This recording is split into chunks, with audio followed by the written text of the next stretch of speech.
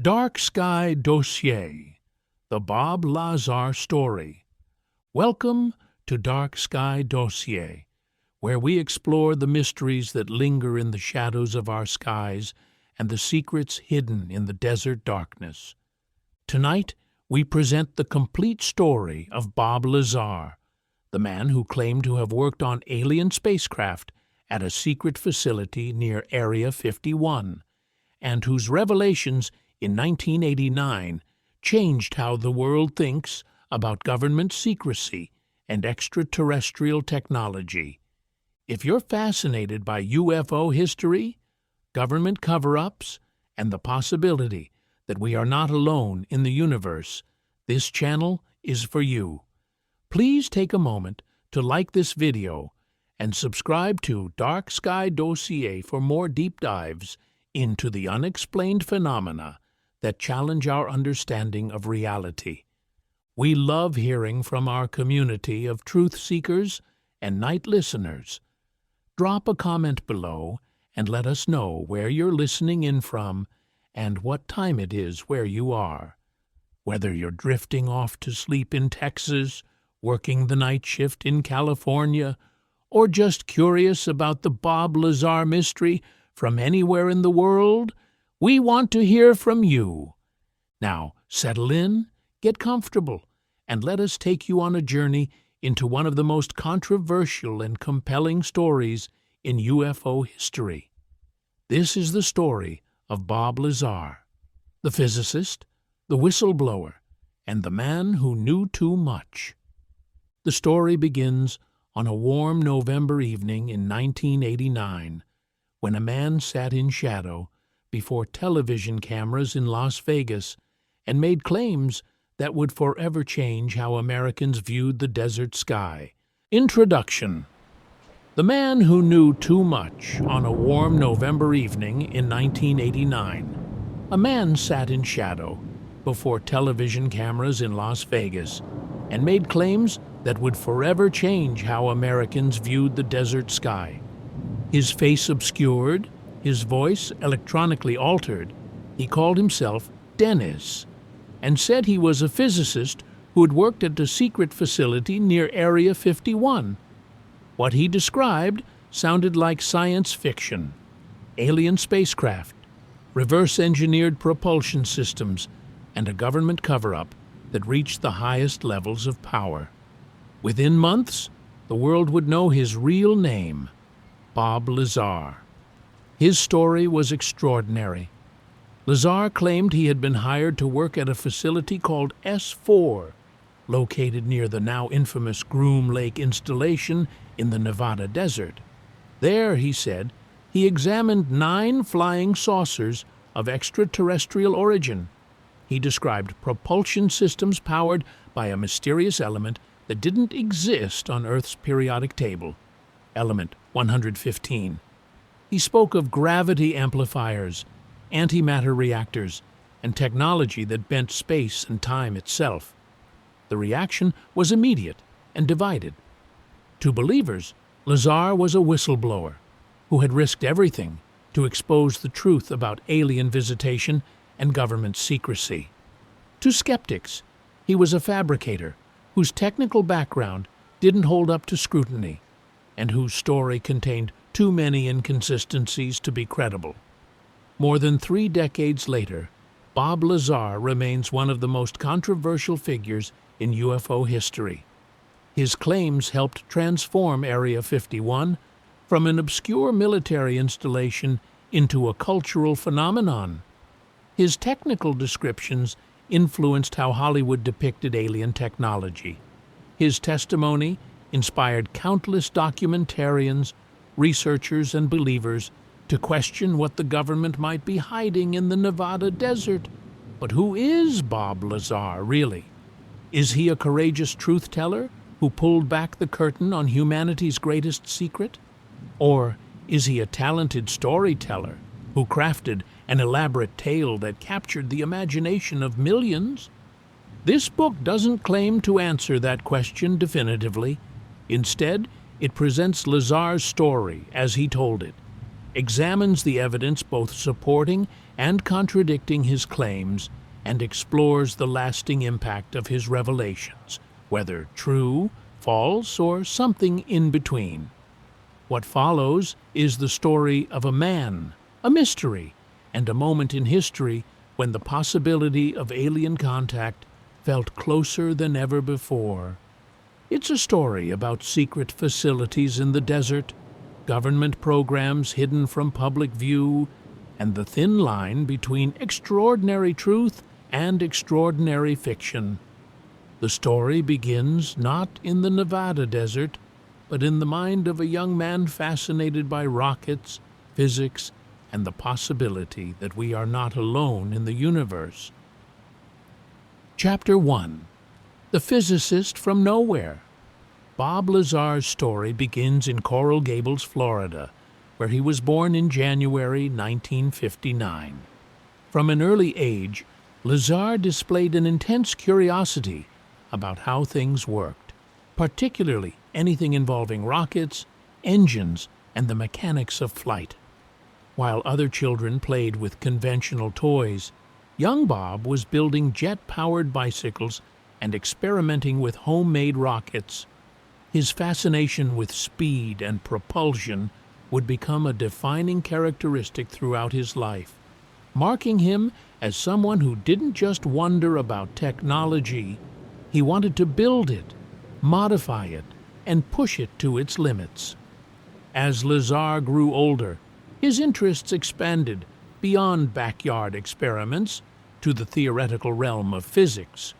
He claimed to have pursued higher education at prestigious institutions, stating he attended Pierce College and California State University, Northridge, before allegedly earning degrees from the Massachusetts Institute of Technology and the California Institute of Technology. These credentials would later become one of the most contentious aspects of his entire story. Skeptics pointed out that no records of Lazar's attendance could be found at MIT or Caltech, while Lazar maintained that his records had been erased as part of a government effort to discredit him after he went public with his claims about Area 51. By the early 1980s, Lazar had moved to Los Alamos, New Mexico, a town synonymous with cutting-edge physics and nuclear research. Los Alamos National Laboratory, birthplace of the atomic bomb during the Manhattan Project, remained one of America's premier scientific facilities. Lazar claimed he worked there as a physicist, and unlike his educational credentials, there appeared to be some evidence supporting this assertion. A 1982 Los Alamos Monitor newspaper article featured Lazar discussing a jet car he had built, identifying him as a physicist with the Los Alamos Meson Physics Facility. His name also appeared in a 1982 phone directory for Los Alamos National Laboratory, lending credibility to at least part of his professional background. Whether Lazar worked as a full-time physicist, a contractor, or in some other capacity at Los Alamos remains unclear. What is certain is that during his time in New Mexico, he continued to indulge his passion for high-speed vehicles and unconventional propulsion systems. He built a jet-powered Honda CRX and became known in local circles as a brilliant but eccentric technician who could make almost anything work faster. This hands-on engineering ability, combined with his theoretical knowledge, would allegedly make him an ideal candidate for the secret work that awaited him in Nevada. In the mid-1980s, Lazar moved to Las Vegas, Nevada, where he established himself as a scientific consultant and tinkerer. He worked on various projects, repaired scientific equipment, and continued building exotic vehicles. Las Vegas, with its proximity to restricted military installations and its anything-goes culture, proved to be the perfect location for someone like Lazar. The desert surrounding the city concealed some of America's most sensitive military secrets, from nuclear testing sites to advanced aircraft development facilities. Lazar couldn't have known it then, but he was positioning himself at the epicenter of what would become the most famous UFO conspiracy in American history. It was during this period in Las Vegas that Lazar's life took its most dramatic turn. According to his account, in late 1988 or early 1989, he was contacted about a job opportunity that seemed almost too good to be true. The details were vague, but the work involved advanced propulsion systems and would take place at a highly classified government facility. Lazar claims he was introduced to the opportunity through physicist Edward Teller, often called the father of the hydrogen bomb, whom Lazar says he had met during his time at Los Alamos. Teller's alleged involvement added another layer of intrigue to Lazar's story, though Teller himself never publicly confirmed any connection to Lazar's subsequent claims. The interview process, as Lazar described it, was unlike anything he had experienced before. He underwent extensive background checks and security interviews at EG&G, a defense contractor with deep ties to classified military projects. The questioning was thorough and invasive, delving into every aspect of his personal and professional life. Lazar was told the position involved work of the highest classification level beyond even top secret. He would be working on technology that could not be discussed with anyone, including family members. Despite the mystery and the restrictions, or perhaps because of them, Lazar accepted the position. What happened next would depend entirely on whom you choose to believe. According to Lazar, he was told to report to a location near Groom Lake, the site of Area 51, for his first day of work. He was instructed to drive to a specific meeting point where he would be transported the rest of the way by bus with blacked-out windows. The secrecy was absolute. He wasn't told exactly what he would be working on, only that it involved propulsion systems and that the technology was unlike anything currently known to conventional science. As Lazar boarded that bus for the first time, he had no idea he was about to see something that would change his life forever and ignite a controversy that would still be burning decades later. The facility where Lazar claimed to work was not Area 51 itself, but rather a separate installation he called S-4, allegedly located about 15 miles south of Groom Lake, near Papoose Lake. According to his description, S-4 was built into the side of a mountain, with large hangar doors, camouflaged to blend seamlessly with the desert terrain. The facility was so well hidden that it would be invisible to anyone who didn't know exactly where to look. Inside, Lazar said, the temperature was controlled, the security was extreme, and the technology was otherworldly. This was where the United States government kept its most explosive secret, physical proof that we are not alone in the universe. On his first day inside S-4, Lazar claims he was led down a corridor and into a hangar bay. What he saw there, suspended in the center of the room, would form the foundation of everything he would later tell the world. It was a disc-shaped craft, roughly 30 to 40 feet in diameter, with a smooth metallic surface that seemed to absorb light rather than reflect it. There were no visible seams, no rivets, no conventional means of propulsion. As Lazar stood there, trying to process what he was seeing, he realized that this was not experimental human technology. According to the briefing documents he was given to read, this craft, and the 8 others housed at S-4, were of extraterrestrial origin. Bob Lazar had just walked into the biggest secret on Earth. Chapter 2. Inside S-4. The first few days at S-4 were overwhelming, even for someone with Lazar's technical background and curiosity about advanced propulsion systems. He was given a security badge with a blue stripe that indicated his majestic clearance level, a designation he had never heard of before, and one that appeared to be above top secret. The badge granted him access to specific areas of the facility, though large sections remained off limits. Lazar quickly learned that compartmentalization was the rule at S-4. Workers only knew what they absolutely needed to know for their specific assignments, and asking questions outside one's designated area was strongly discouraged. Lazar's primary assignment was to study and attempt to understand the propulsion system of the disc-shaped craft. He was given a series of briefing documents to read, thick folders filled with technical specifications, diagrams, and historical information about the program.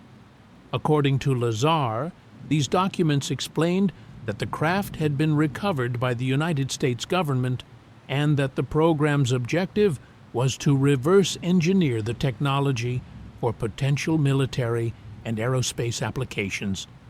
The documents referred to the beings who created the craft as extraterrestrial biological entities, though Lazar saw no aliens during his time at the facility.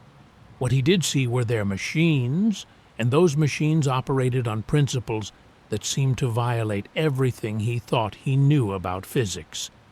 The craft Lazar worked on most extensively was one he would later refer to as the sport model because of its sleek, streamlined appearance. Unlike the other discs at S-4, this particular craft seemed almost elegant in its design, with a smooth central disc and a lower section that housed what Lazar believed to be the propulsion system. He was allowed to enter the craft on several occasions, though always under strict supervision. Inside, everything was scaled to beings much shorter than the average human. The seats, the control panels, the doorways. There were no right angles anywhere in the craft's interior, and the walls seemed to be made of a material that was simultaneously metallic and organic in appearance. The propulsion system, as Lazar came to understand it, was unlike anything in conventional aerospace engineering. At the heart of the system were 3 gravity amplifiers, triangular devices positioned at equal intervals around the bottom of the craft. These amplifiers were powered by a fuel source that Lazar identified as element 115, a super-heavy element that did not exist naturally on Earth and was not part of the periodic table as it was known in 1989. According to the briefing materials and his own observations, element 115 was transmuted inside a small reactor, producing element 116, which immediately decayed and released antimatter. This antimatter was then reacted with matter in a tuned tube, producing enormous amounts of energy that powered the gravity amplifiers. The gravity amplifiers themselves operated on a principle that Lazar struggled to fully comprehend at first. Rather than pushing against air or expelling mass for thrust like conventional rockets, the amplifiers generated an intense gravitational field that could be focused and directed. By amplifying and manipulating gravity, the craft could effectively create a distortion in space-time, allowing it to move by warping the fabric of space around it. In this model, the craft didn't travel through space in the conventional sense. Instead, it brought its destination closer by bending space itself. This would explain how the craft could make instantaneous changes in direction without the occupants experiencing crushing G-forces, and how it could achieve speeds that would be impossible for any vehicle using traditional propulsion. Lazar described 2 modes of operation for the craft. In the Omicron configuration, used for travel near planetary surfaces, the gravity amplifiers would be focused downward, creating a localized gravitational field that lifted the craft and allowed it to maneuver with precision. In this mode, the craft would tilt in the direction of travel, using the amplified gravity wave as both lift and propulsion. For interstellar travel, the craft would switch to the delta configuration, where all three gravity amplifiers would focus on a distant point in space, essentially pulling that location toward the craft, or pulling the craft toward that location depending on one's frame of reference. In this mode, the distances that would take conventional spacecraft years or centuries to cross could theoretically be traversed in much shorter time frames. The Element 115 fuel was perhaps the most remarkable aspect of the entire system.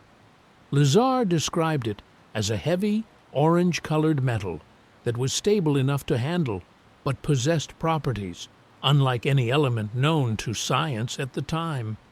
A small, disc-shaped sample of Element 115, weighing perhaps a few hundred grams, could power the craft for an extended period. The element's gravity wave extended beyond the boundaries of the atom itself, creating what Lazar called gravity A, a wave that could be accessed, amplified, and manipulated by the craft's reactor system. This naturally occurring gravitational field was what made Element 115 so valuable and so unlike anything terrestrial science had produced. Working at S-4 meant adapting to an environment of extreme secrecy and surveillance.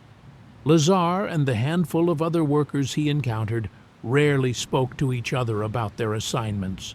Armed guards were present throughout the facility, and Lazar got the distinct impression that the security personnel were watching the scientists as closely as they watched for external threats. There were no windows in the facility, no way to tell if it was day or night outside. Time seemed to lose meaning in the artificial lighting and controlled temperature of the underground installation. Lazar would arrive by bus with blacked-out windows, work his shift under constant observation, and leave the same way he came, never quite certain of the exact route to and from the facility. Despite the restrictions and the surreal nature of what he was studying, Lazar found the work intellectually exhilarating. Here was technology that represented a quantum leap beyond anything human civilization had achieved. If the propulsion system could be understood and replicated, it would revolutionize space travel, energy production, and humanity's understanding of physics itself. Yet Lazar also felt frustrated by the compartmentalization. He wanted to ask questions, to collaborate with other scientists, to explore the implications of what he was seeing. Instead, he was confined to his narrow assignment, reading briefing documents and examining components without access to the bigger picture. It was during one of his shifts at S-4 that Lazar witnessed something that convinced him beyond any doubt that the craft were being test-flown. Through one of the hangar openings, he saw a disk rise silently into the night sky, glowing with an eerie light as it maneuvered over the desert. The craft moved in ways that defied conventional aerodynamics, stopping instantly, accelerating to tremendous speeds, changing direction without banking or turning. Watching that test flight, Lazar realized he wasn't just studying historical artifacts or recovered wreckage. These craft were operational, and someone at S-4 had figured out how to fly them. The implications were staggering, and Lazar knew he was witnessing something the American public had no idea existed. That knowledge, and what he chose to do with it, would soon put him on a collision course with the most powerful security apparatus in the world. Chapter 3. Breaking the Silence. Bob Lazar's work at S-4 continued for several months, but the initial excitement of studying extraterrestrial technology began to give way to frustration and unease. The extreme compartmentalization meant that Lazar could never get a complete picture of what he was working on. He would be given specific tasks, analyze this component, document that measurement, study these briefing materials, but never allowed to collaborate with other scientists or pursue his own lines of inquiry. The secrecy that had initially seemed necessary for national security began to feel oppressive and counterproductive. Lazar started to question whether the technology was being studied efficiently or if the layers of classification were actually hindering progress. More troubling still, he began to wonder whether the American people had a right to know that their government possessed proof of extraterrestrial intelligence. The turning point came when Lazar decided to share what he was seeing with a small group of friends. He told them about S-4, about the craft, about the propulsion systems that defied conventional physics. At first, his friends were skeptical, as anyone would be when hearing such extraordinary claims. But Lazar offered them something that no UFO researcher had ever been able to provide: the opportunity to see the proof with their own eyes. He had learned the schedule of test flights at S-4, and he knew that on certain nights the craft would be flown over the desert near Groom Lake. If his friends drove out to a specific location on public land, with a good view of the restricted area, they could watch the tests themselves. On a Wednesday evening in March 1989, Lazar took a small group that included his wife Tracy and several friends, including Gene Huff and John Lear, out to a remote stretch of desert road near the Groom Lake facility.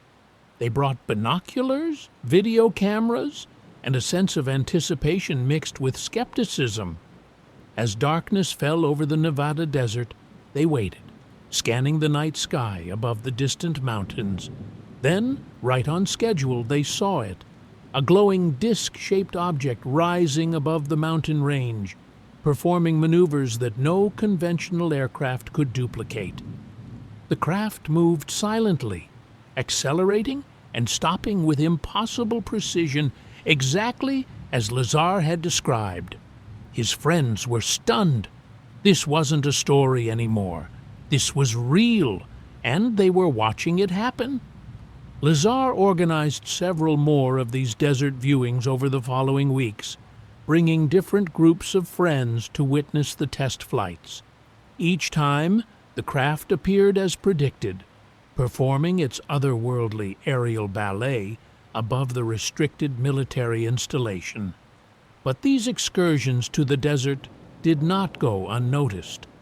On one occasion, Lazar and his group were confronted by security personnel from the base. Although they were on public land and technically breaking no laws, the message was clear: they were being watched, and their presence was not welcome. Shortly after that confrontation, Lazar received a call from his supervisor at S-4. His security clearance was being reviewed, and he was being placed on administrative leave pending an investigation. Lazar knew immediately that his time at S-4 was over.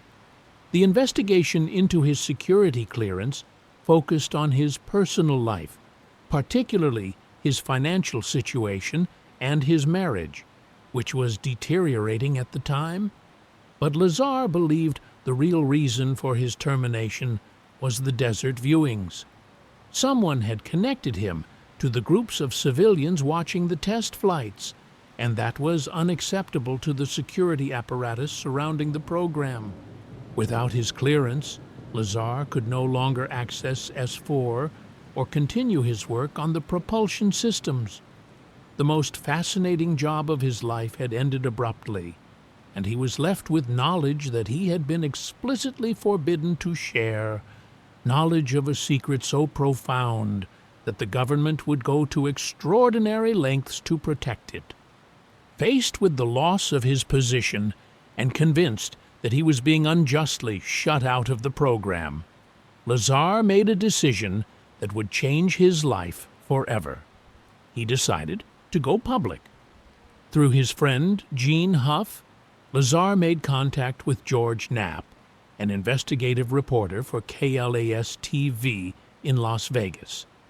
Knapp had covered UFO stories before and had a reputation for taking the subject seriously while maintaining journalistic integrity. When Knapp first heard Lazar's claims, he was skeptical but intrigued. If even a fraction of what Lazar was saying was true, it would be the biggest story of the century. Knapp agreed to interview Lazar, but insisted on doing his own investigation to verify whatever aspects of Lazar's background and story could be verified. The first interview aired on May 15, 1989, on KLAS-TV's Evening News. Lazar appeared in shadow, his face obscured, his voice electronically altered, using the pseudonym Dennis. He told the Las Vegas viewing audience that he had worked at a secret facility near Area 51, that the United States government possessed flying saucers of extraterrestrial origin, and that he had been part of a program to reverse engineer their propulsion systems. He described the craft, the gravity amplifiers, Element 115, and the compartmentalized nature of the program. The response was immediate and intense. Phone lines at the television station were flooded with calls. Some viewers were convinced, others were outraged, many were simply stunned. In one 30-minute interview, Bob Lazar had introduced ideas into public consciousness that would reverberate for decades. George Knapp continued his investigation, and what he found was a mixture of corroboration and contradiction. He confirmed that Lazar's name appeared in the Los Alamos phone directory, and that the newspaper article identifying him as a physicist was genuine. He spoke with people who knew Lazar and found them credible and consistent in their descriptions of his technical abilities. But when Knapp tried to verify Lazar's educational credentials at MIT and Caltech, he hit a wall. Neither institution had any record of Lazar's attendance, let alone his claimed degrees in physics and electronic technology. This discrepancy became one of the most contentious aspects of the entire story. Was Lazar lying about his education, or had his records really been erased as part of a government effort to discredit him? Despite the questions about his background, Lazar agreed to a second interview, this time appearing on camera without disguise and using his real name. The follow-up segments aired in November 1989 and featured Lazar speaking in even greater detail about his experiences at S-4.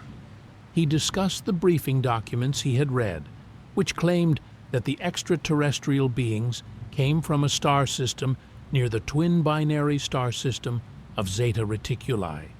He described the craft's construction, noting that the material seemed to be manufactured rather than machined, as if it had been grown or formed at the atomic level.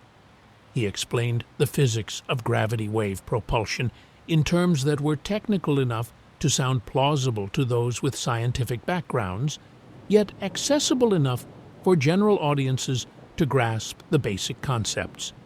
The interviews made Bob Lazar famous, but they also made him a target. Skeptics immediately began dissecting every aspect of his story, pointing to the lack of educational records, inconsistencies in his timeline, and the absence of any other S-4 workers who could corroborate his claims. Believers embraced him as a hero who had risked everything to expose the truth about government secrecy and alien technology. Lazar himself seemed ambivalent about the attention. In interviews, he often appeared uncomfortable with his newfound notoriety, insisting that he had simply told the truth about what he had seen and experienced. He wasn't trying to start a movement or become the face of UFO disclosure. He just wanted people to know that the technology existed and that the government was keeping it secret. Whether that message would be believed, ridiculed, or suppressed was now out of his hands. The silence had been broken, and there was no going back. Chapter 4. The Evidence and the Contradictions. In the months and years following Bob Lazar's public revelations, researchers, journalists, and skeptics began a thorough investigation into every verifiable claim he had made. What emerged was a complex picture filled with both supporting evidence and troubling contradictions. For those inclined to believe Lazar, certain aspects of his story seemed to hold up under scrutiny. For skeptics, the gaps and inconsistencies were damning. The truth, as is often the case with controversial claims, appeared to lie somewhere in the murky territory between absolute proof and complete fabrication. The most significant piece of supporting evidence was Lazar's connection to Los Alamos National Laboratory. The 1982 Los Alamos Monitor article featuring Lazar and his jet-powered Honda was genuine and publicly available. The article identified him as a physicist at the Los Alamos Maison Physics facility, which seemed to confirm at least part of his professional background. Additionally, his name appeared in a 1982 internal phone directory for Los Alamos National Laboratory. When confronted with this evidence, Los Alamos officials acknowledged that Lazar may have worked there, but suggested he was likely employed by a contractor rather than as a staff scientist. This distinction mattered to skeptics, who argued that being a technician or contractor was vastly different from being a physicist working on cutting-edge research. George Knapp's investigation also uncovered evidence that Lazar had some connection to the Nevada test site and its associated facilities. Knapp obtained W-2 forms showing that Lazar had received payment from the Department of Naval Intelligence in 1989. The same year, he claimed to be working at S-4. While this didn't prove that Lazar worked on alien spacecraft, it did establish that he had some form of employment connected to classified government operations during the time frame in question.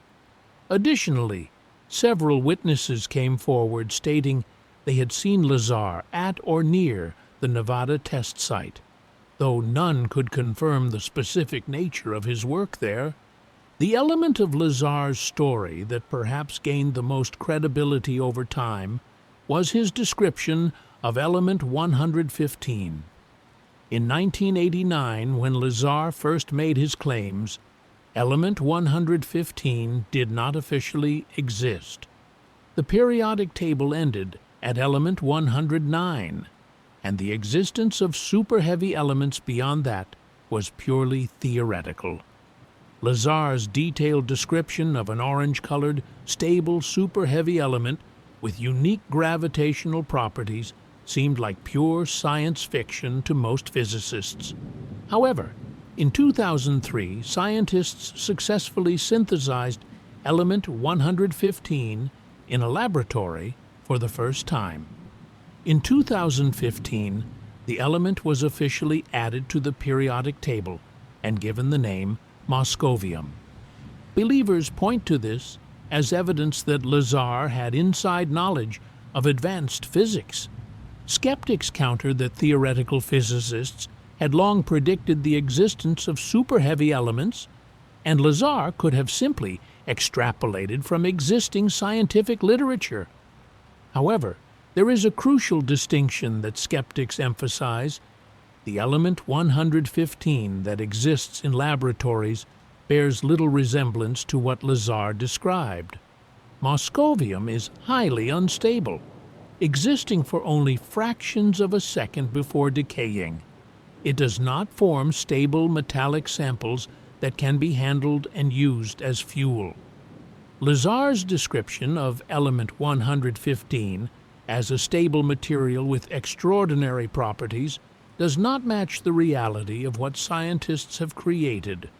Believers argue that perhaps there are isotopes of element 115 with different properties that haven't been synthesized yet, or that the element Lazar saw came from an extraterrestrial source with different nuclear configurations. The debate continues without resolution. The most damaging evidence against Lazar's credibility has always been the education question. Despite extensive searches by journalists, researchers, and even private investigators, no one has been able to find any records of Bob Lazar attending MIT or Caltech. No professors remember him. No classmates have come forward. No thesis exists. No transcripts can be located. In the academic world, where documentation is meticulous and institutional memory is long, the complete absence of any evidence of Lazar's attendance is difficult to explain. Lazar has consistently maintained that his records were erased by government operatives seeking to discredit him after he went public, but critics point out that such an erasure would be nearly impossible to execute completely. Former classmates would remember him, photographs would exist, and paper trails would surface somewhere. Stanton Friedman, a nuclear physicist and prominent UFO researcher, conducted one of the most thorough investigations into Lazar's educational claims. Friedman found that Lazar's name did not appear in any yearbooks, alumni directories, or departmental records at either institution. When Friedman contacted the registrars at MIT and Caltech, both institutions confirmed they had no record of anyone named Robert Lazar attending. Friedman also noted inconsistencies in how Lazar described his education, including the specific degrees he claimed and the professors he said he studied under. Some of the professors Lazar mentioned did not teach at those institutions during the years Lazar claimed to be there. For Friedman and many other skeptics, these discrepancies were fatal to Lazar's credibility. Lazar's response to questions about his education has remained consistent over the years, but has failed to satisfy critics. He argues that his academic records were systematically destroyed as part of a comprehensive effort to erase his professional credibility. He suggests that this erasure extended beyond simple document destruction to include intimidating or silencing anyone who might remember him. While this explanation is theoretically possible, it requires accepting that a government operation successfully eliminated every trace of someone's attendance at two major universities, a feat that seems extraordinarily difficult, if not impossible, especially in the age of distributed information and personal memories that can't be erased. Beyond education, other aspects of Lazar's background have raised questions. Court records show that Lazar was involved in legal troubles both before and after his time at S-4. In 1990, he was convicted of pandering, having installed computer equipment in a house of prostitution and receiving payments from that business. Lazar has acknowledged this conviction, but maintains it was unrelated to his claims about S-4 and represented a poor personal decision during a difficult period in his life. Critics have used this conviction to attack his character, while supporters argue that personal failings don't necessarily invalidate his testimony about what he saw at S-4.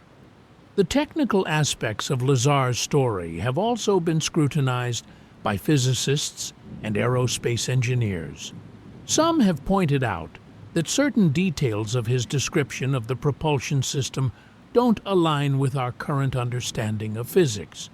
For instance, the idea of amplifying gravity waves in the manner Lazar describes would require technology and understanding far beyond anything in contemporary physics.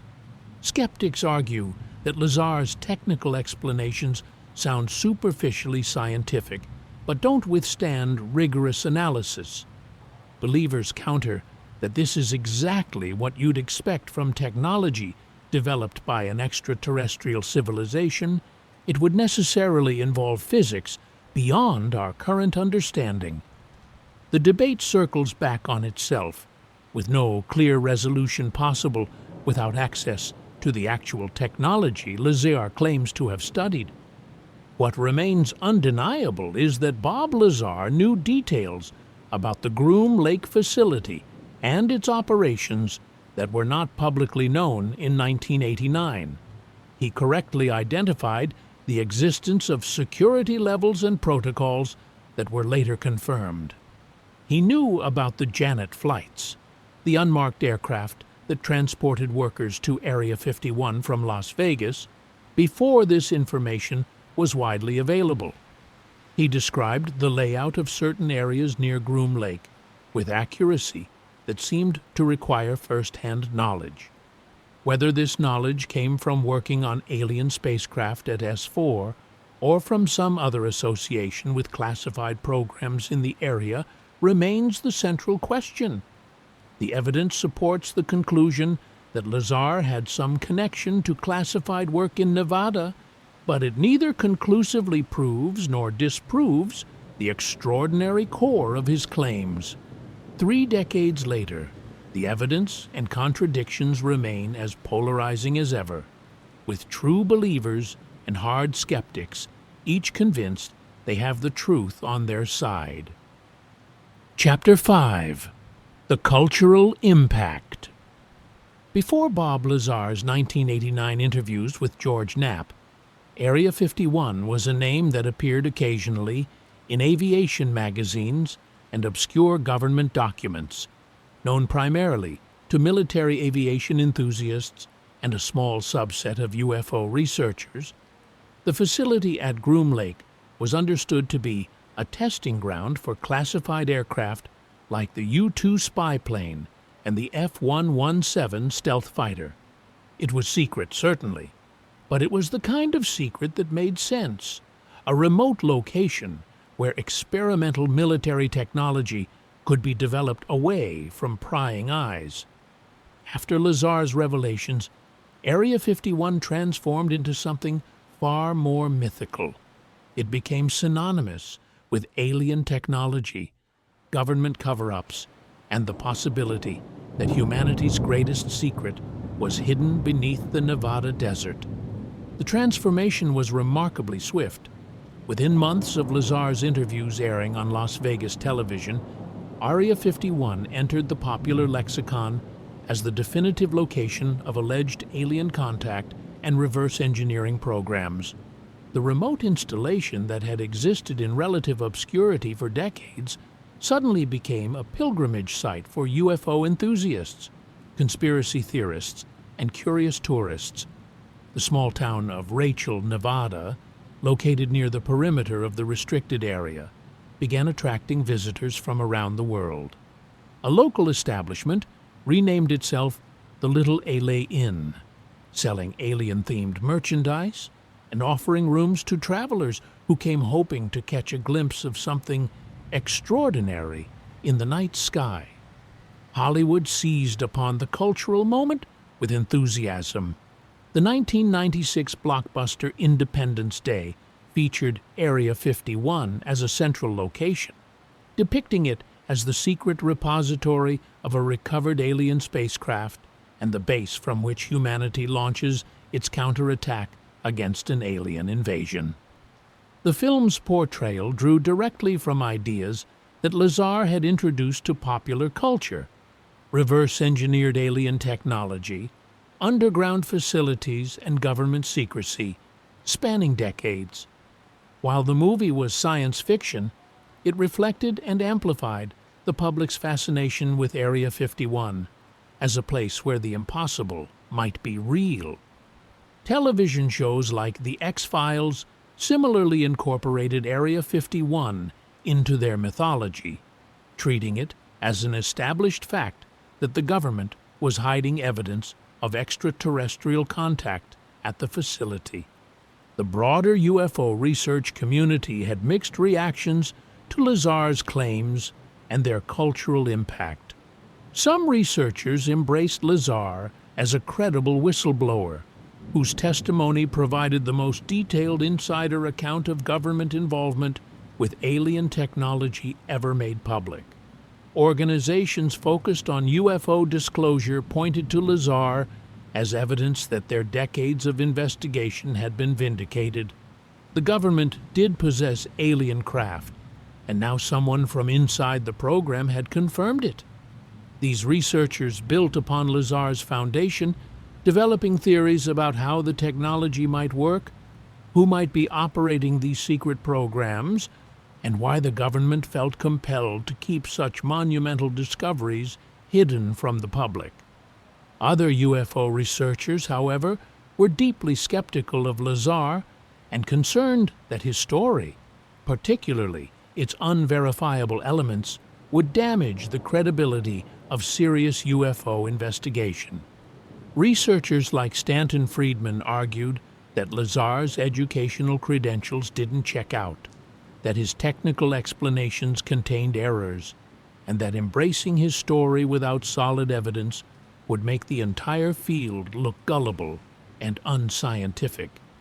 These critics worried that Lazar's claims, however compelling, represented exactly the kind of sensationalism that allowed mainstream science and media to dismiss UFO research as pseudoscience. The division within the UFO community over Lazar's credibility continues to this day, with researchers split between those who view him as a heroic truth-teller and those who see him as a damaging distraction. The scientific community's response to Lazar was almost uniformly dismissive. Without verifiable credentials, without physical evidence, and without reproducible experiments, Lazar's claims fell far outside the realm of what mainstream science was willing to consider seriously. Physicists pointed out that his descriptions of gravity wave amplification and space-time manipulation, while intriguing, weren't supported by any testable theory or mathematical framework. The absence of any peer-reviewed papers, any physical samples of element 115, or any other scientists who could corroborate his work meant that from a scientific standpoint, Lazar's story was simply anecdotal testimony about extraordinary claims. Most scientists regarded the entire affair as either deliberate fabrication or the misinterpretation of conventional classified work, transformed through imagination into something far more exotic. Despite the skepticism from mainstream science and portions of the UFO research community, Lazar's influence on popular culture only grew stronger over time.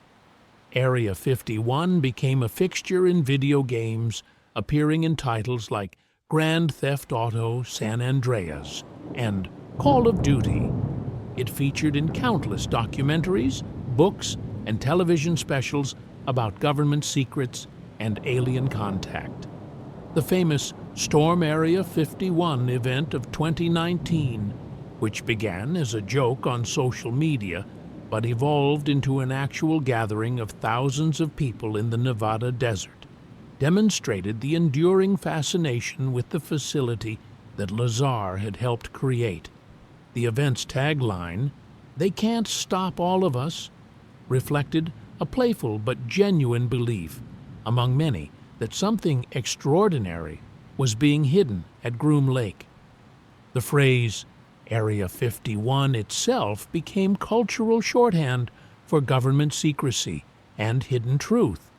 When someone wanted to suggest that information was being concealed or that conventional explanations didn't add up, they might say something was Area 51 level classified or ask if something was being kept at Area 51.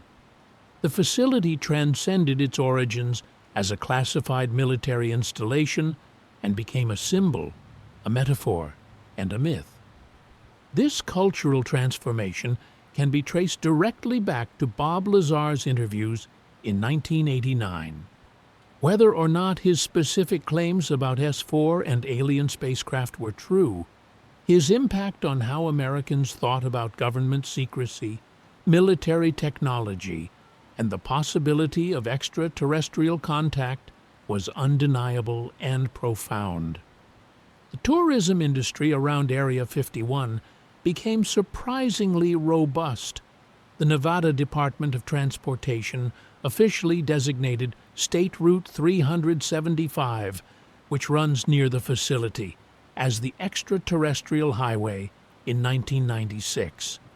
Road signs featuring alien imagery were installed, and the route became a must-visit destination for UFO enthusiasts and curious travelers.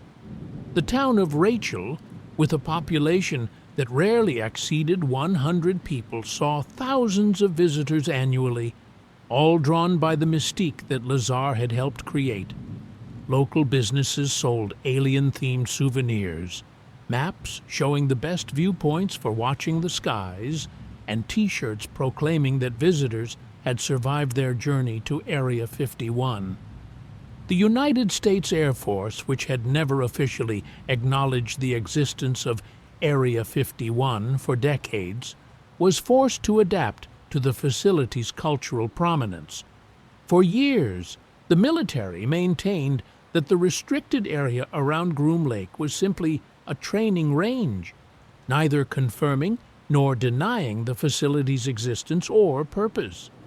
This non-acknowledgement became increasingly untenable as Area 51 appeared in movies, television shows, and news reports.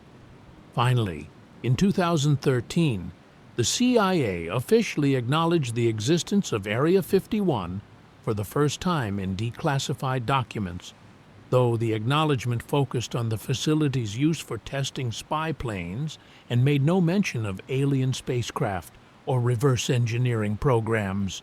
The official acknowledgement did little to dampen public fascination with the more exotic possibilities that Lazar had introduced. Bob Lazar's story had fundamentally changed the conversation about government secrecy and UFOs. Before Lazar, UFO sightings were largely treated as observer reports, people seeing something in the sky they couldn't explain. After Lazar, the narrative shifted to include the possibility of physical evidence, recovered craft, and active government programs studying alien technology. This shift made the subject feel more tangible and immediate. It wasn't just about lights in the sky anymore. It was about hardware, physics, and technology that could revolutionize human civilization if it could be understood and replicated. Whether Bob Lazar had actually seen what he claimed to have seen or not, his impact on popular culture and the public imagination was indelible. Area 51 would forever be associated with the possibility that we are not alone, and that our government knows more than it's telling us. That cultural legacy, more than any physical evidence, became Bob Lazar's most lasting contribution to the ongoing mystery of unidentified aerial phenomena and the search for extraterrestrial intelligence.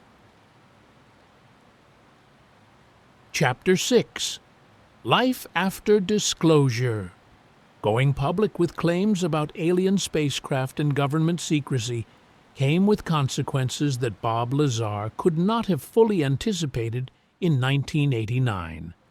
In the immediate aftermath of his interviews with George Knapp, Lazar's life became a whirlwind of media attention, public scrutiny, and what he described as persistent harassment from unknown parties. He reported being followed by unmarked vehicles, receiving threatening phone calls, and experiencing interference with his personal and professional life that he attributed to government agencies seeking to silence or discredit him. Whether these experiences were genuine intimidation or the product of heightened awareness and paranoia in the wake of his revelations remains a matter of debate.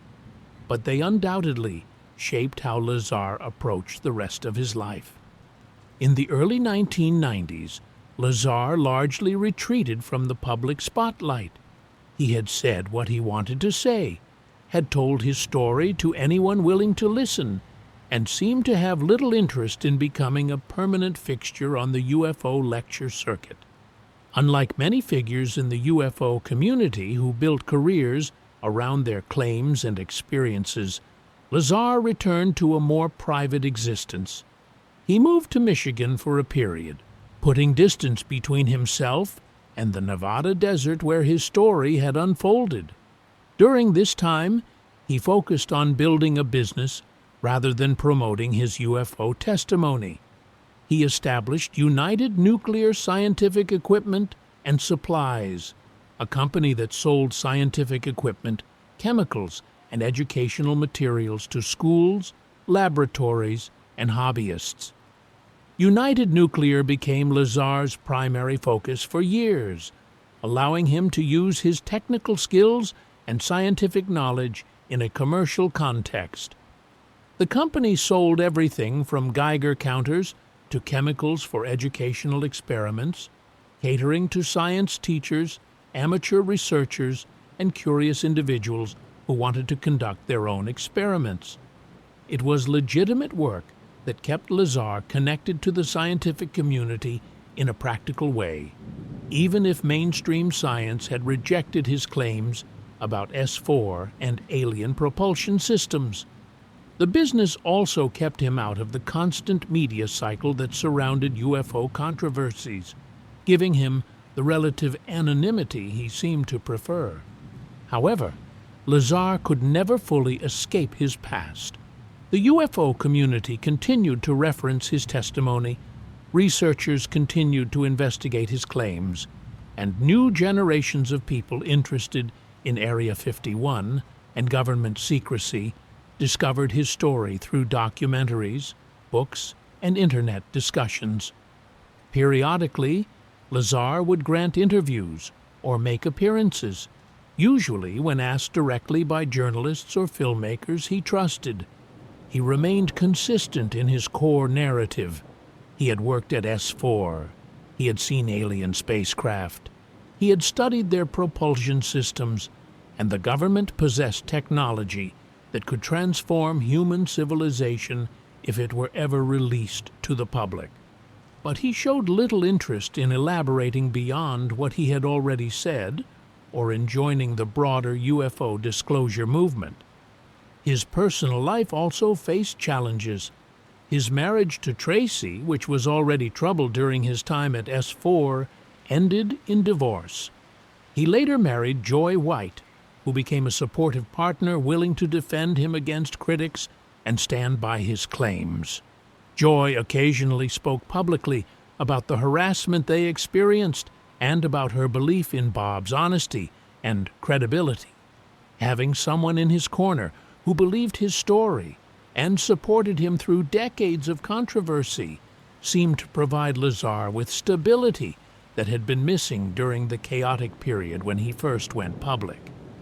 Legal troubles continued to punctuate Lazar's post-disclosure life. Beyond the 1990 pandering conviction, he faced other legal issues related to his business activities. In 2006, Lazar pleaded guilty to violating the Federal Hazardous Substances Act after United Nuclear shipped prohibited chemicals. The conviction resulted in probation and restrictions on what his company could sell, but it didn't shut down the business entirely. Critics pointed to these legal issues as further evidence of questionable judgment and character, while supporters argued they were unrelated to his testimony about S-4 and didn't invalidate what he claimed to have witnessed decades earlier. The most significant development in Lazar's public profile came in 2018 with the release of Bob Lazar, Area 51, and Flying Saucers, a documentary directed by Jeremy Corbell. The film brought Lazar's story to a new generation and presented it with high production values and a sympathetic perspective. Corbell's documentary featured extensive interviews with Lazar, revisiting his claims about S-4 and addressing some of the criticisms that had been leveled against him over the years. The film also included interviews with George Knapp, who had maintained contact with Lazar over the decades and remained convinced of his sincerity, if not the provability, of every detail of his account. The documentary arrived at an interesting cultural moment. By 2018, the conversation around UFOs, or UAPs, unidentified aerial phenomena, as they were increasingly being called, had shifted significantly. The Pentagon had acknowledged the existence of programs investigating UAP encounters reported by military pilots. Videos showing unexplained aerial objects exhibiting flight characteristics that seemed to defy conventional physics had been released and authenticated by the Department of Defense. Suddenly, the idea that the government took UFOs seriously and might possess information it hadn't shared with the public seemed less fringe than it had in 1989. In this new context, Lazar's story was being reevaluated by some who had previously dismissed it. The film also showed a Bob Lazar who had aged and changed since his first televised interviews. Now in his late 50s, he appeared more resigned than defensive about the controversy surrounding his claims. He acknowledged that he couldn't prove what he had seen at S-4, and that people were free to believe him or not. He expressed frustration with the attention his story continued to generate, saying at times that he regretted ever going public because it had brought him nothing but trouble. Yet he never recanted. Across 3 decades, through scrutiny, criticism, legal problems, and personal challenges, Lazar's story remained fundamentally unchanged. To believers, this consistency was evidence of truthfulness. To skeptics, it was simply stubbornness or commitment to a fabrication. One of the more intriguing aspects covered in the 2018 documentary was the claim that Lazar still possessed a small sample of element 115. He showed what appeared to be a container he said held the material, though he did not open it or allow it to be independently tested on camera. The implication was tantalizing. If Lazar actually possessed a stable sample of element 115 with the properties he described, it would be physical proof that could potentially validate his entire story. However, without independent verification and testing by qualified scientists, the claim remained just that, a claim. Skeptics noted that even if the container held element 115, it could be the synthesized, highly unstable version created in laboratories after 2003, not the exotic fuel source Lazar claimed to have seen at S-4. Throughout the years, Lazar has maintained that he has no interest in convincing skeptics or winning over critics. In various interviews, he has stated that he told his story because he felt the public deserved to know what the government was hiding, not because he wanted fame or validation. He has characterized his decision to go public as something he felt morally obligated to do, regardless of the personal consequences.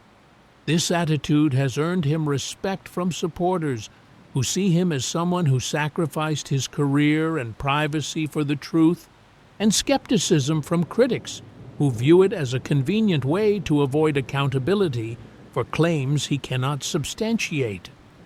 Lazar's relationship with the broader UFO community has been complex. While many UFO researchers cite his testimony as some of the most detailed and credible insider information ever made public, others within that same community have pointed to the gaps in his story and the lack of corroboration as reasons to be cautious about embracing his claims too enthusiastically. Lazar himself has kept the community at arm's length, rarely attending UFO conferences or participating in the ongoing debates about disclosure, government cover-ups, and the nature of the UFO phenomenon. He seems content to let his testimony stand on its own, neither building upon it with new revelations nor engaging extensively with those who have made careers out of studying and promoting it. As of the mid-2000s, Bob Lazar continues to live a relatively quiet life, running his scientific supply business and occasionally giving interviews when the subject of Area 51 and UFOs resurges in popular culture. He has become a permanent fixture in UFO lore, his name inseparably linked with Area 51, Element 115, and the possibility that the United States government possesses extraterrestrial technology. Whether history will ultimately vindicate him as a truth-teller or remember him as a fascinating footnote in the cultural history of UFO belief remains to be seen. What is certain is that Bob Lazar's life after disclosure has been defined by the impossible task of proving the unprovable, living with knowledge that, if true, represents one of the most important secrets in human history, yet lacking the means to demonstrate its validity to a skeptical world. Chapter 7. The Legacy and the Larger Picture.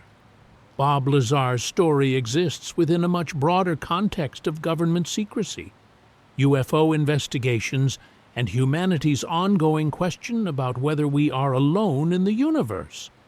To understand the full significance of his claims and their lasting impact, it's necessary to examine how his testimony fits into the larger picture of what governments have acknowledged, what remains classified, and where the conversation about unidentified aerial phenomena stands today.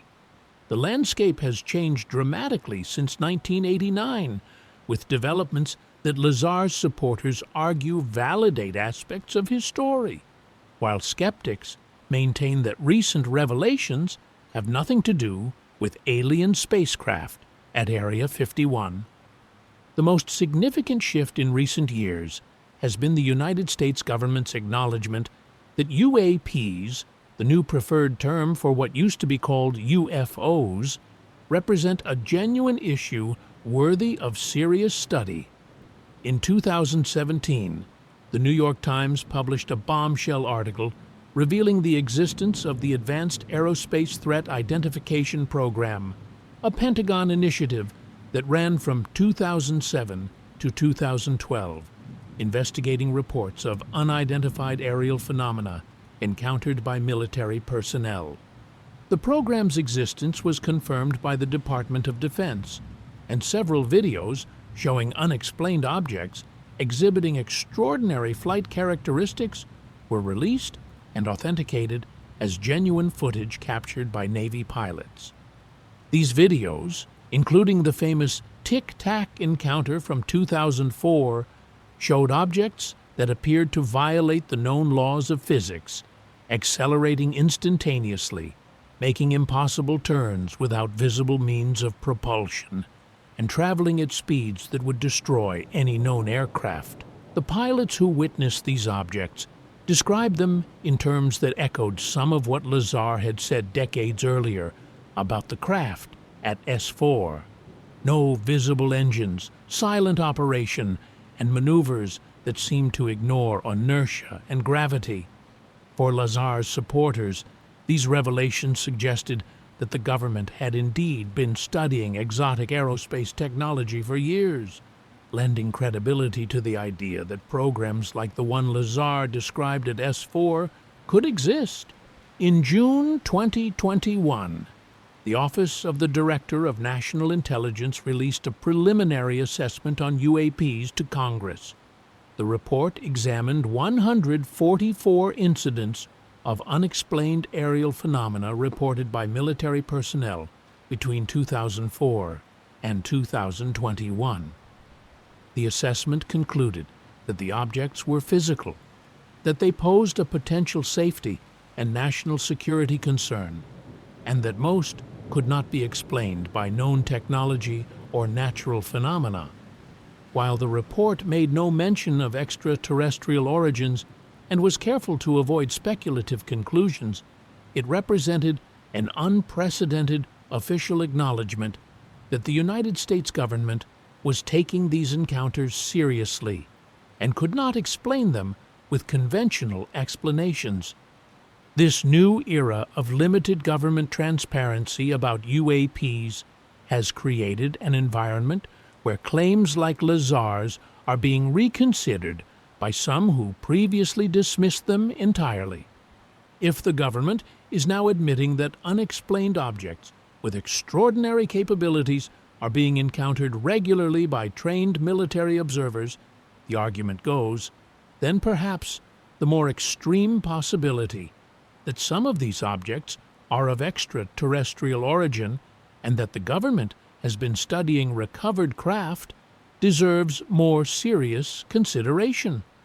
Congressional hearings on UAPs in 2022 and 2023 featured testimony from military personnel and intelligence officials about encounters with objects displaying technology far beyond known human capabilities, further normalizing a conversation that would have been considered fringe just a decade earlier. However, it's crucial to note that nothing in these recent government acknowledgments directly supports Lazar's specific claims about S-4, Element 115, or reverse engineering programs. The Pentagon has acknowledged studying UAP encounters, not recovered alien spacecraft. The unexplained objects in authenticated military footage show anomalous behavior. But there's a vast difference between observing something unexplained in the sky and claiming to have worked inside alien craft in an underground facility. Skeptics point out that conflating these two things is intellectually dishonest. Just because the government admits it can't explain some aerial phenomena doesn't mean Bob Lazar was telling the truth about working on flying saucers at Area 51. The scientific community's approach to UAPs has also evolved, if slowly. While mainstream science remains deeply skeptical of claims involving extraterrestrial visitation, there has been increased willingness to study unexplained aerial phenomena from a rigorous, data-driven perspective. Organizations like the Scientific Coalition for UAP Studies have brought together scientists, researchers, and former military personnel to analyze UAP data using scientific methodology. Harvard astronomer Avi Loeb launched the Galileo Project, dedicated to searching for evidence of extraterrestrial technology through systematic observation and analysis. These efforts represent a shift away from dismissing all UFO-related inquiry as pseudoscience, though they maintain strict standards of evidence that anecdotal testimony like Lazar's cannot meet. Element 115, which Lazar described in 1989, and which was synthesized in laboratories in 2003, remains a point of contention. Believers argue that Lazar's knowledge of super-heavy elements beyond the known periodic table suggests he had access to advanced scientific information. Skeptics counter that theoretical physics had long predicted the existence of elements beyond those naturally occurring on Earth, and that the synthesized moscovium bears no resemblance to the stable, gravity-wave-emitting fuel source Lazar described. Recent advances in understanding super-heavy elements have shown that while some might exist in relatively stable islands of stability, nothing discovered so far matches what Lazar claimed to have seen. The question remains whether Lazar made an educated guess based on existing physics, or whether he genuinely encountered an exotic isotope that hasn't been recreated in terrestrial laboratories. The broader implications of Lazar's story, whether true or false, touch on fundamental questions about government transparency and the public's right to know. If even a fraction of what Lazar described is accurate, if the government does possess technology of extraterrestrial origin, then the decision to keep that information classified represents one of the most significant secrets ever kept from humanity. Such technology could revolutionize energy production, transportation, and our understanding of physics. It could end resource scarcity and transform civilization. The argument for disclosure from this perspective is that such world-changing technology belongs to all of humanity, not to a classified program accessible only to a handful of people with the right security clearances. Conversely, those who defend government secrecy around advanced aerospace technology, whether of terrestrial or extraterrestrial origin, argue that such secrecy serves legitimate national security interests. If the United States or any other nation possesses technology far beyond what adversaries have achieved, revealing that technology could eliminate strategic advantages and potentially destabilize global power dynamics. The same propulsion systems that could enable peaceful space exploration could also be weaponized.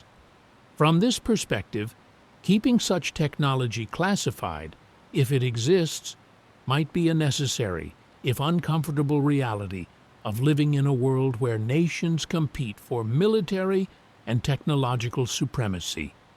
Bob Lazar's legacy, 3.5 decades after his initial revelations, is complex and multifaceted.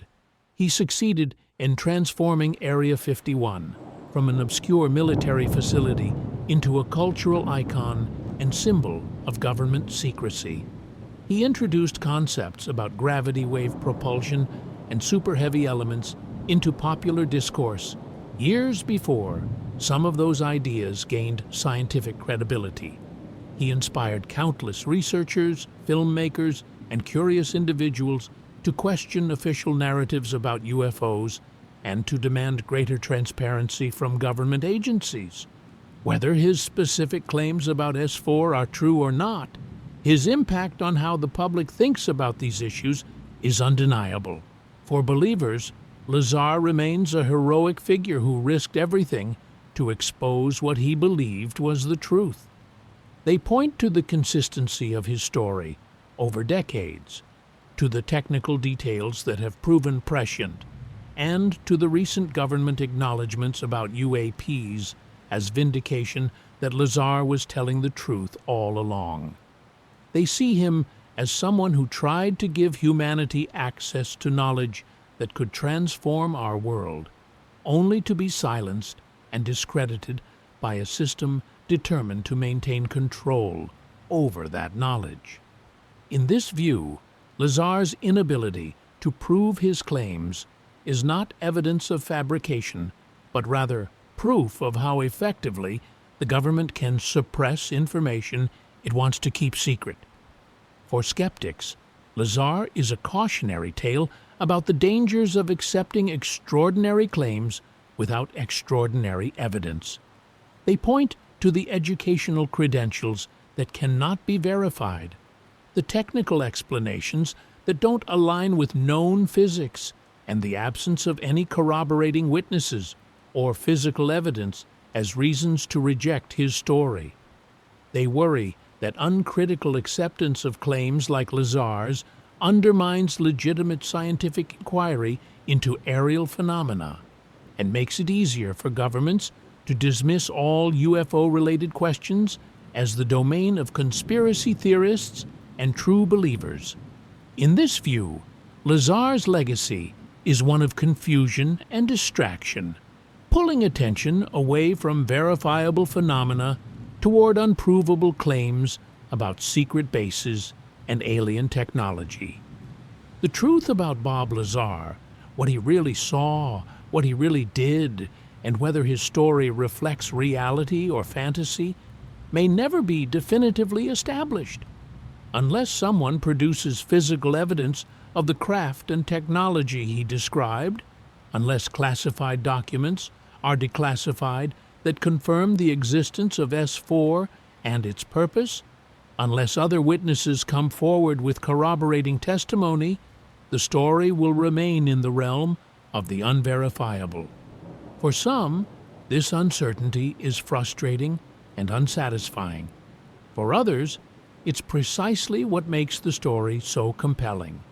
It exists in that liminal space between the possible and the impossible, between truth and fiction, where the most captivating mysteries always reside. What we can say with certainty is that the questions Lazar raised in 1989 remain relevant today. Are we alone in the universe? Has Earth been visited by extraterrestrial intelligence? Does the government possess technology or knowledge that could benefit humanity but remains classified for reasons of national security or control? How much secrecy is justified in a democratic society? And at what point does the public's right to know supersede the government's need to protect sensitive information? These questions transcend Bob Lazar as an individual and touch on fundamental issues about transparency, truth, and humanity's place in the cosmos. As we move further into the 21st century, with improved detection technology, increased government transparency about UAPs, and growing scientific interest in the search for extraterrestrial intelligence, some of these questions may finally find answers. Whether those answers will vindicate Bob Lazar or further discredit him remains to be seen. What is certain is that his story, whether ultimately proven true or false, has become an indelible part of the larger narrative about UFOs, government secrecy, and the eternal human question of whether we are alone. In that sense, Bob Lazar's legacy is already secure, not as a proven truth-teller or a confirmed fabricator, but as a figure who forced millions of people to confront uncomfortable questions about what their government might know and what truths might be hidden just beyond the reach of public knowledge, somewhere in the desert darkness near Area 51. Conclusion: the unanswered questions. The story of Bob Lazar resists simple conclusions. After examining his background, his claims, the evidence both supporting and contradicting his testimony, and the cultural impact of his revelations, we are left with more questions than answers. This is perhaps fitting for a story that centers on one of humanity's most profound mysteries, the possibility that we are not alone in the universe, and that proof of extraterrestrial intelligence has been hidden from public view for decades. What can we say with confidence about Bob Lazar? We know he existed at the periphery of classified work in the late 1980s, with documented connections to Los Alamos and some form of employment linked to Nevada's restricted military installations. We know he went public in 1989, with detailed claims about working on alien spacecraft at a facility called S-4 near Area 51. We know his story has remained remarkably consistent across more than 3 decades, through intense scrutiny, personal hardship, and changing cultural attitudes toward UFOs and government secrecy. We know his claims transformed Area 51 from an obscure facility into a global symbol of hidden truth and government conspiracy. What we cannot say with confidence is whether Bob Lazar actually worked on extraterrestrial spacecraft, whether S-4 exists as he described it, or whether the propulsion systems and Element 115 he detailed were real or imagined. The absence of verifiable educational credentials, the lack of corroborating witnesses, and the impossibility of independently examining the technology he described mean that his core claims remain in the realm of testimony without physical proof. In science, in law, and in rigorous investigation, Testimony alone, no matter how detailed or consistent, cannot establish extraordinary claims as fact. Yet the absence of proof is not the same as proof of absence. The very nature of classified programs is that they operate beyond public view, with participants bound by security oaths and consequences for disclosure. If programs like what Lazar described do exist, we would expect exactly what we see: official denial, inability to verify claims, and systematic efforts to discredit anyone who speaks publicly. The circularity of this argument frustrates skeptics, who rightly point out that unfalsifiable claims that explain away all contradictory evidence are intellectually suspect.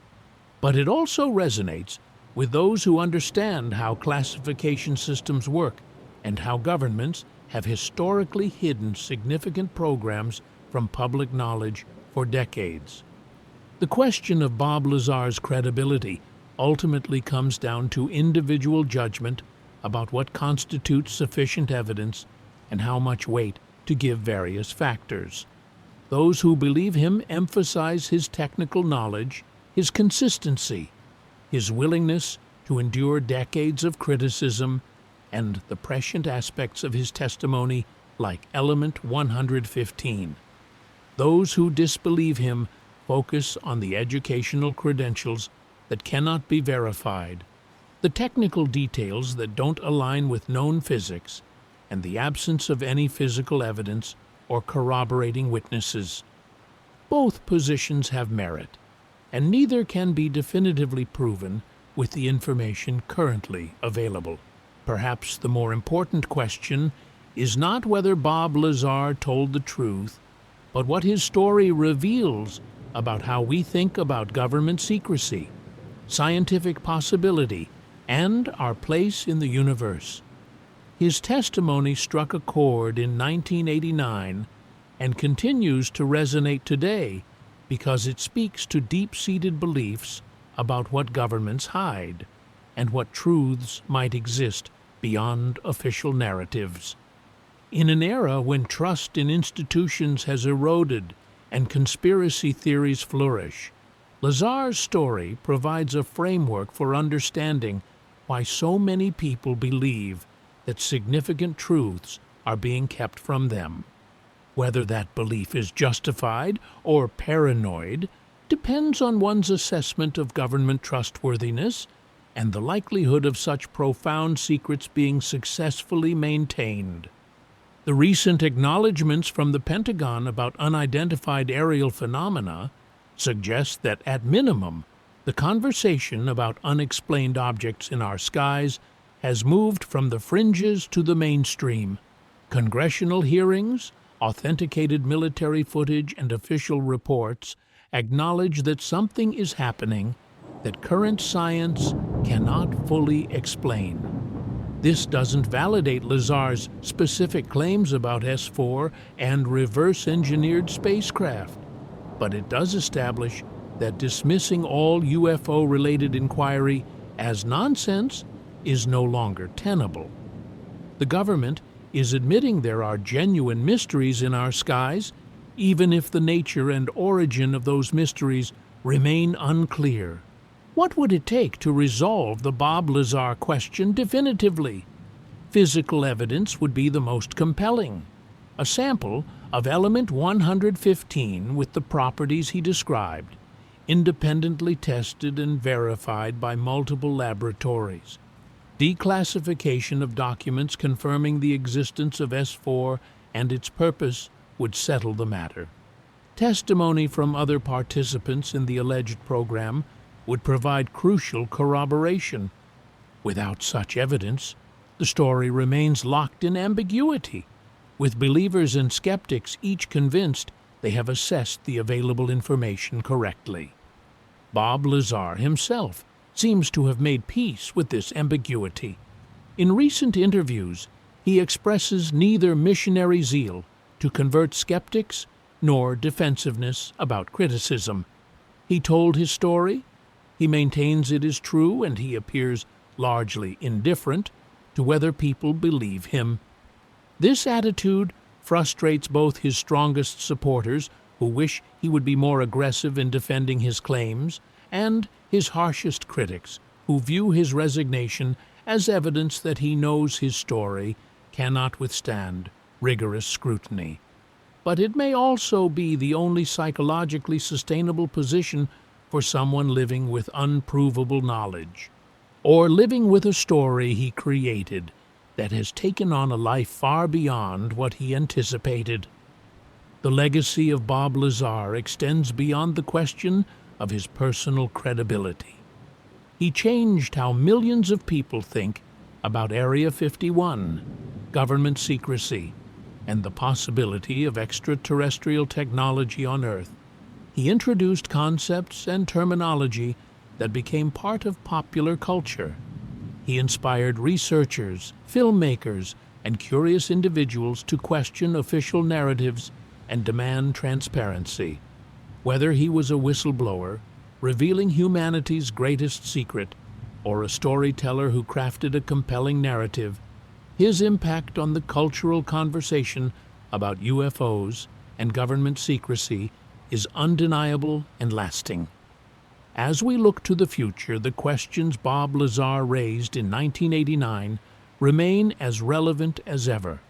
Advances in space exploration, the discovery of thousands of exoplanets, and the growing scientific consensus that life likely exists elsewhere in the universe have made the possibility of extraterrestrial intelligence seem more plausible than ever.